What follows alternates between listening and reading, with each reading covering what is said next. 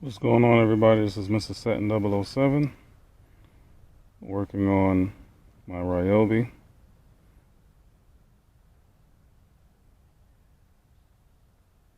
Well, I have a problem here with the connection. I guess the bump got messed up, so I'm replacing it with a new one. So what I'm doing is just gonna work on changing that. I'll try and leave a description, a link to the description, a link to the actual way you're gonna get this. It comes as a kit too. I'll leave that in the description rather. So what we're gonna do is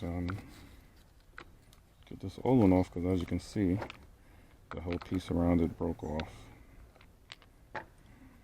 So wear and tear item. So eventually it's gonna break. Trying to remember which way. Okay, it's gonna go clockwise to loosen it. All right, and just like that, you would put it in, and you would turn it counterclockwise to lock it in. All right, and clockwise to take it out.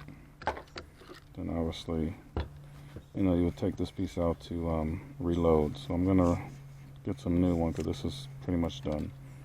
Like and subscribe. Have any questions, comments, or suggestions?